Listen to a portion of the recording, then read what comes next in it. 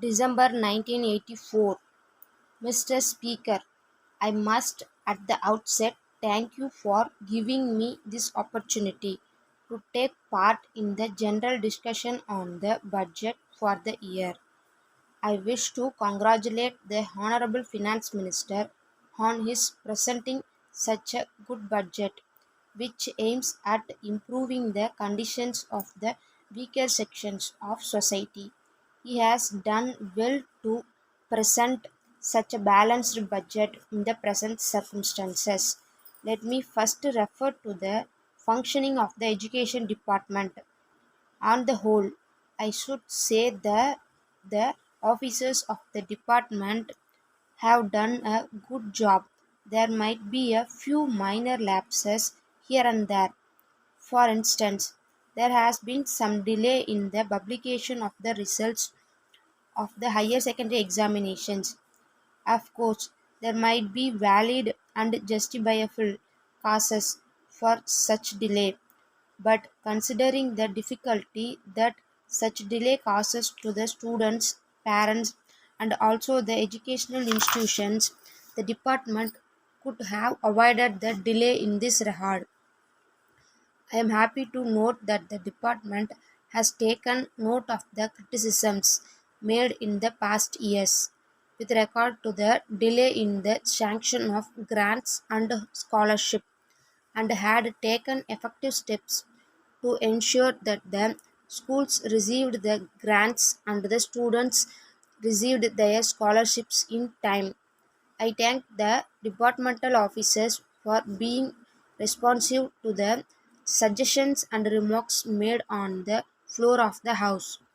As regards sales tax, I think there is much room for toning up the administration of this department. A number of members who spoke before me have referred to many complaints made by the merchants, traders, and businessmen about the harassment to which they were being subjected by the department. The government should realize that they are getting a huge sum by way of sales tax, which helps them to undertake many welfare schemes. The government should issue suitable instructions to the executive staff to be kind and considerate to the assessors. Whenever the assessees committed some errors out of ignorance of law, the officers should politely point out those errors to them and educate them as to how they should help the government by paying the taxes due to them. There should be perfect understanding and cordiality between the assessees and the department. Once these are established, I am sure there would be no room for many of the complaints that are now being made against the officials. The task of collection of tax is a difficult and delicate one, and it should be dealt with carefully. As far as the Forest Department is concerned, I would like to congratulate the Honorable Minister in charge on the keen personal interest taken by him to prevent the indiscriminate cutting of trees in the forest. We know very well how forests are essential for the prosperity of any country. We notice a tendency on the part of some people to destroy forests for various personal uses without realizing the great harm they are doing. Of course, there are laws to prevent such discriminate cutting of trees, but as in many other fields, mere laws would not be adequate to tackle this problem. The cooperation of the people is also essential. The people should voluntarily come forward to cooperate with the officials and stop cutting of trees. The officials, on their part, should always be very strict in dealing with the offenders in this respect. As regards the cooperation department, the fine objective of the cooperative movement is not being achieved in many cases. Rules and regulations are violated very often. Also, we see misuse of funds.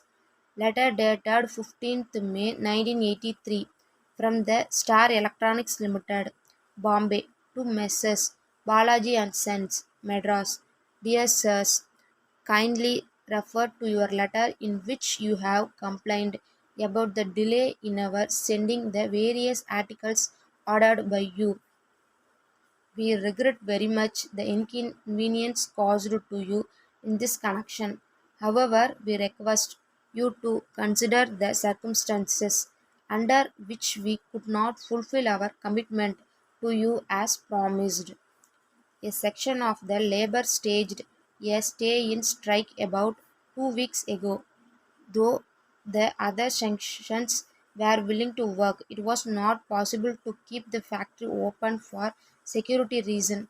Hence, we have declared a lockout. The demands of the workers are not reasonable and are against the terms of the agreement entered into between their representatives and the management. So, we are not in a position to meet their demands.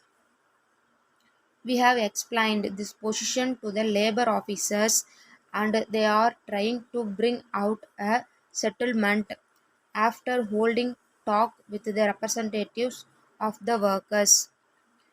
We hope that their efforts would be successful and the workers would accept their advice and call off their strike.